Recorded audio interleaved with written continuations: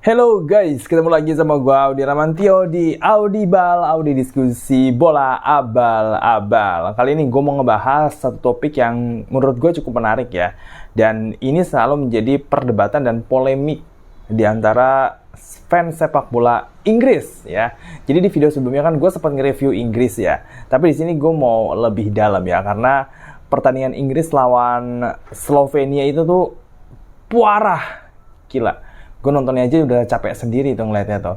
Kayak bola tuh ya, buat nyentuh ke gawang lawannya itu tuh kayaknya susah banget ya. Tuh kayaknya tuh buat sampai bola tuh bikin Jan Oblak kiper Slovenia tuh lompat-lompat tepis-tepis sana sini. Kayaknya tuh sesuatu yang sangat sulit gitu loh.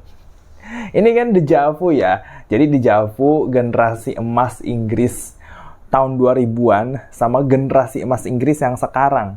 Nah, kenapa Inggris itu selalu melahirkan pemain-pemain hebat, tapi begitu main bareng di timnasnya, itu jadi bapuk semua gitu. Kayak, siapa yang meragukan kehebatan David Beckham, Frank Lampard, Steven Gerrard, Wayne Rooney, Michael Owen, Paul Scholes, John Terry, Rio Ferdinand.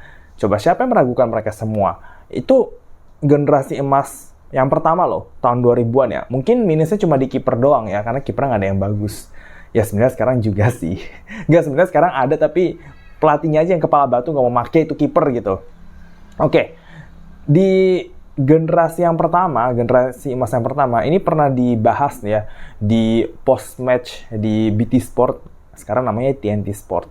Itu dibahas sama Ferdinand, Gerrard, sama Lampard. Kenapa generasi emas Inggris yang pertama itu tuh gak berjalan dengan baik? Karena ego. Nomor satu tuh karena ego. Ego para pemainnya. Jadi pada saat itu persaingan antara Manchester United, Liverpool, Arsenal, sama Chelsea itu lagi panas-panasnya. Dan zaman dulu nggak kayak sekarang ya. Kalau zaman sekarang kan pemain kan bisa hahihi di luar, lebih friendly segala macam. Dulu tuh benar-benar yang namanya rivalitas itu tuh benar-benar sampai di tahap dimana pemain dari tim lawan tuh lu nggak mau ngomong sama mereka. Jadi kata Gerrard tuh, kalau lagi makan, ini ada meja pemain Liverpool, ini ada meja pemain Arsenal, ini ada meja pemain Chelsea, ini ada meja pemain MU, ini ada meja yang non Big Four gitu. Kan nggak bagus ya kalau dikotak-kotakin kayak begitu.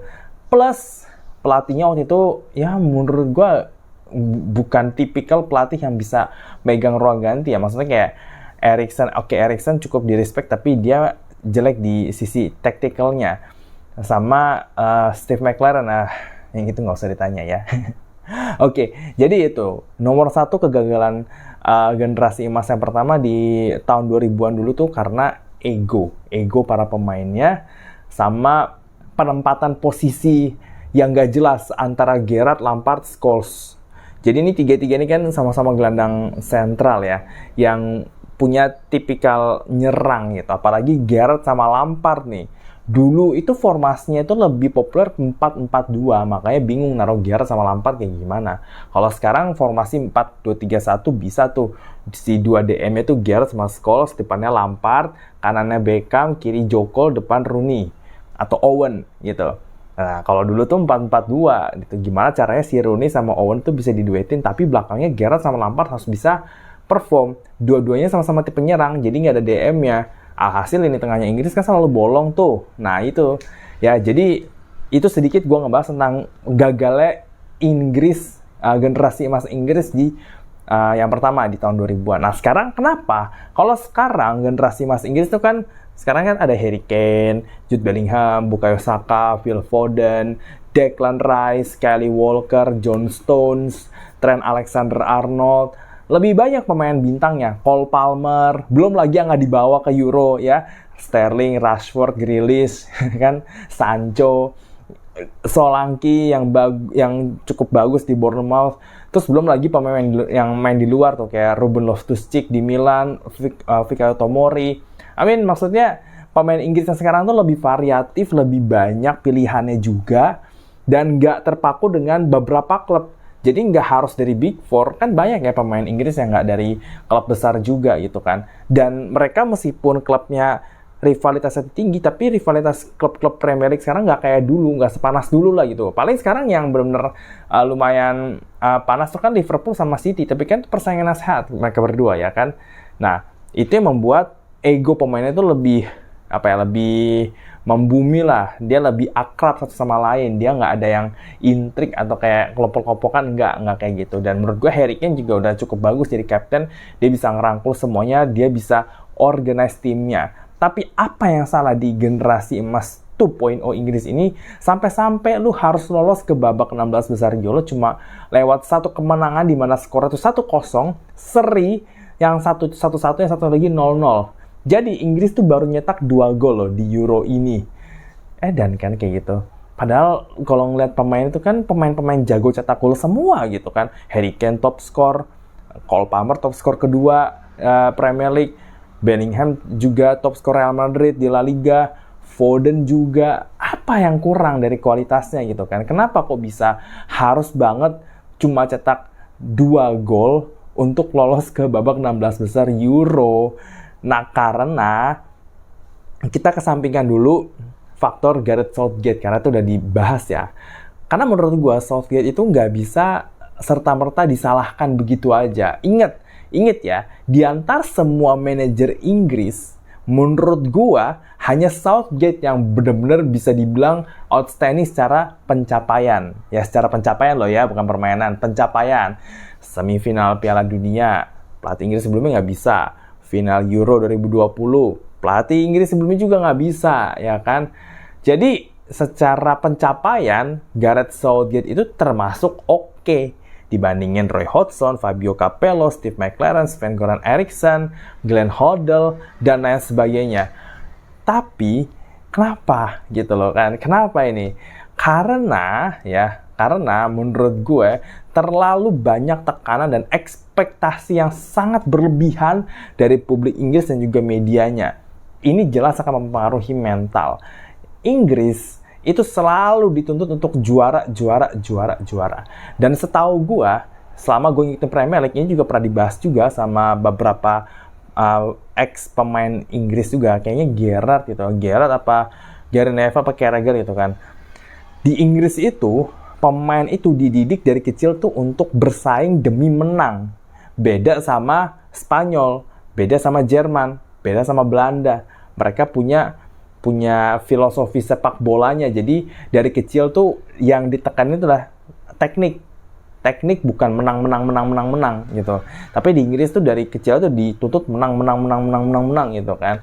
Nah, sekarang mungkin pemain Inggris jauh lebih teknikal ya kan, kayak Foden, Saka gitu kan, lebih teknikal ya kan. Cuma memang tekanan untuk menjuarai sesuatu, untuk football is coming home itu terlalu tinggi, dan pemain Inggris yang bagus dikit itu terlalu dinaik-naikkan, sehingga ini akan mempengaruhi mental para pemain itu sendiri.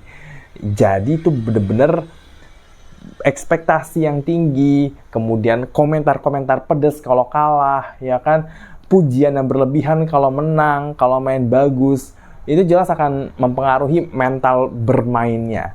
Nah, yang kedua ya memang kualitas dari pelatih Inggris itu sendiri yang nggak ada. Jadi Inggris tuh butuh 2 sosok pelatih ya, ada 2 tipe sosok pelatih kan, dan Inggris tuh butuh ini ya kan.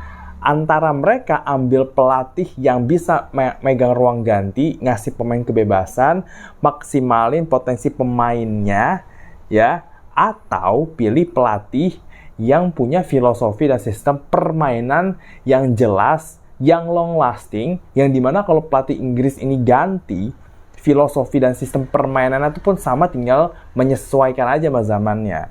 Nah, Inggris ini butuh yang mana? Kalau menurut gue sekarang, mendingan cari pelatih Inggris yang tadi kedua, bisa megang ruang ganti, bisa maksimalin potensi pemainnya.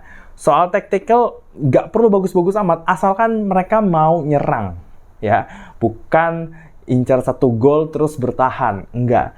Asal mereka mau nyerang sampai 90 menit terakhir, ya, itu tipikal pelatih kayak Ancelotti, Zinedine Zidane, itu dibutuhin sama Inggris, ya kan? Baru setelah menang itu, terapin sistem permainan yang jelas. Karena tuntutan publik Inggris untuk meraih gelar juara itu sangat tinggi. Dan kalau nerapin sistem permainan itu, filosofi itu butuh waktu, butuh sabar, butuh proses. Sedangkan kita hidup di dunia yang namanya result oriented. Lu menang, lu hebat, lu kalah, lu pecundang. Titik, gitu kan. Gak ada tawar-menawar di situ. Lu menang, lu hebat, lu kalah, lu pecundang. Tapi kita kalah dengan permainan yang bagus, yang menghibur. Nggak peduli, nggak peduli tuh media Inggris kayak gitu-gitu tuh, nggak peduli sepak bola cantik. Apa itu sepak bola cantik, ya kan? Hasil itu paling penting, trofi paling penting. Football is have to be going home. Itu yang diinginkan sama publik Inggris. Maka dari itu butuh pelatih yang kayak gitu. Nah, masalahnya Inggris itu kayak Brazil. Dia bisa melahirkan pemain-pemain hebat, legend, pencetak gol luar biasa, tapi nggak bisa ngelahirin pelatih hebat. Ya, satu-satunya pelatih hebat di Brazil dulu cuma Luis Felipe Scolari yang juara Piala Dunia sama Brazil 2002, sama dia cukup oke lah main di Portugal. Tapi masalah pelatih yang lain kan nggak ada lagi kan pelatih Inggris yang bagus, pelatih Brazil yang bagus kan. Ya sama kayak Inggris gitu kan. Mereka nggak bisa menghasilkan pelatih yang bagus.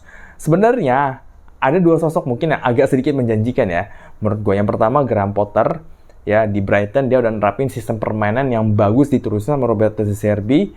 Meskipun dia gagal di Chelsea, tapi gagal di Chelsea kan bukan masalah dia miskin taktik atau nggak punya filosofi ya. Itu kan karena klubnya aja emang bangke itu si Chelsea itu. Nah yang kedua ya, sebenarnya yang kedua ini mungkin belum terlalu terbukti sih, tapi mungkin dia bisa dikasih kesempatan lebih, yaitu Will Steele. Will Steele-nya Stade Reims ya. Ini mungkin dia belum teruji karena masih megang Stade Reims dan belum megang klub besar, apalagi megang klub Inggris. Tapi dia boleh dicoba ya kan. Mungkin dikasih kesempatan gitu untuk melatih tim junior Inggris dulu nih, baru mungkin nanti bisa naik ke level senior. Nah, pelatih Inggris yang bisa benar-benar result oriented ya, itu nggak ada, jujur nggak ada pelatih kayak Ancelotti, Zidane, Mourinho gitu, nggak ada pelatih Inggris tuh nggak ada. Gaya mainnya kan gitu-gitu aja kan pemain pelatih Inggris kan, pokoknya main fisik, ya kan, rebut bola dengan kekuatan fisik, langsung lombol ke depan, cari temennya, heading, gol, habis itu bertahan, yaitu pelatih-pelatih kayak Gareth Southgate, Sandijk, siapa lagi itu? Ya kayak gitu ya, mungkin agak mendingan cuma Eddie Howe doang ya, cuma nggak tahu ya Eddie Howe bisa megang timnas Inggris atau enggak itu, atau dia mau atau enggak itu. Tapi yang jelas ya Inggris nggak punya pelatih yang tipikal kayak gitu. Jadi itulah kenapa generasi emas 2.0-nya Inggris itu menuju ke lubang kegagalan ya, karena itu nggak bisa combine pemainnya, nggak punya pelatih yang berkualitas, kemudian mereka juga tekanannya terlalu tinggi, main jelek sedikit langsung dibilang wah ya, langsung dikata-katain habis, main bagus sedikit terlalu dielu-elukan gitu. Jadi ya gitu ya, Inggris tuh nggak akan kemana-mana.